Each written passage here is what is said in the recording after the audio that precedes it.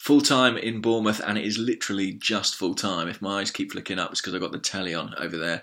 Olivier Giroud currently trudging off the pitch. 3-3 the final score.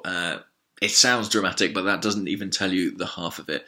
What a crazy game of football. It'd be difficult enough to analyse tomorrow and in the days after the game. To do so right now, probably impossible, but I'll do my best. Arsenal were diabolical, to be honest, for 70 minutes of the game, and yet somehow have managed to secure a point. After coming back from 3 goals down, inevitably, you're going to finish on a slight high. It's the team deserve credit for that, but the way they played for the majority of the game was so disappointing. And I think in the cold light of day, the fact that the gap now is 11 points to Chelsea, I still think this is a bad night for our title challenge. But let's go through the game. We started so poorly. Bournemouth are very good. When you look at the 11 players Eddie Howe has out on the pitch, their respective lack of quality compared to the Arsenal players. There's some good players there.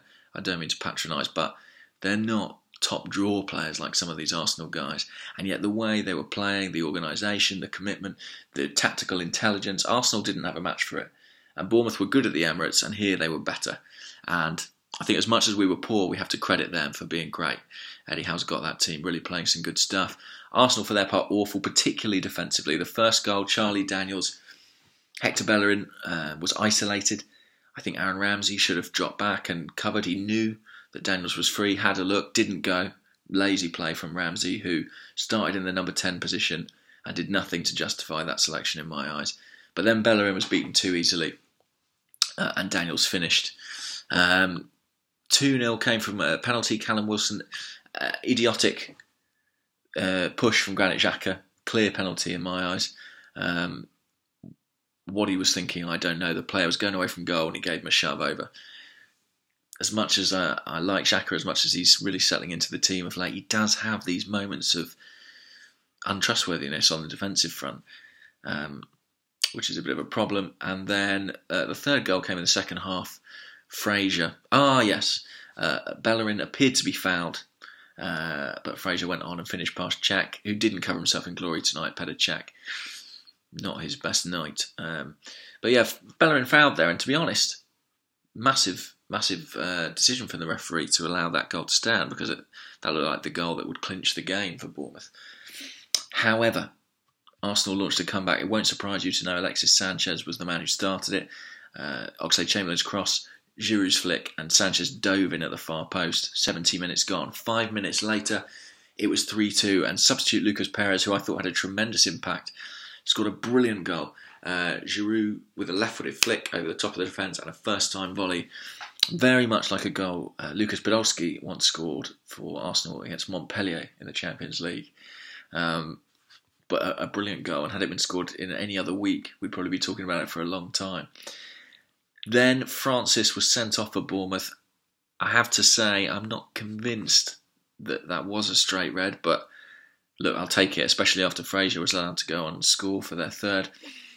And really the momentum shifted then.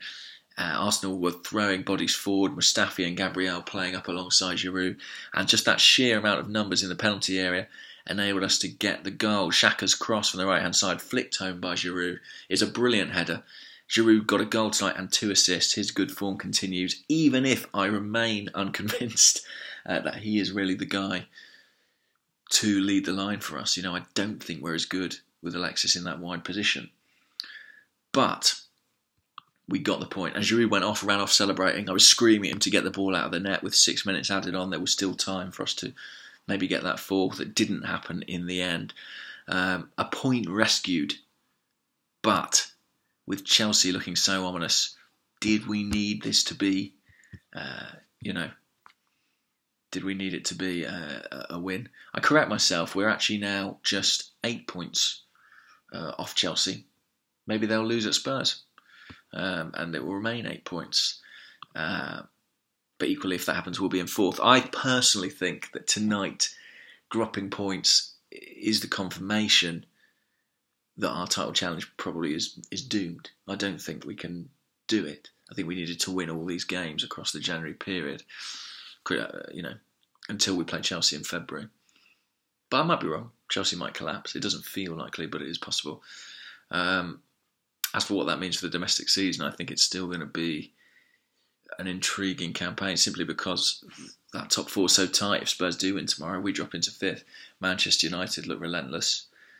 I think there's going to be a battle to be in the top four alone, let alone the league. And as much as I'd love to be looking up, I can't help but look down. Interesting as well, as a footnote, Francis Coquelin went off injured, with Mohamed El Neni also competing for Egypt at AFCON. Will we dip into the market for a central midfielder? Granit Xhaka and Aaron Ramsey, the only two fit central midfielders in the squad now. We'll see. But great comeback. Amazing to watch. I'm still furious about the way we played for the first 70 minutes and still pretty despondent about our title chances. Cheers.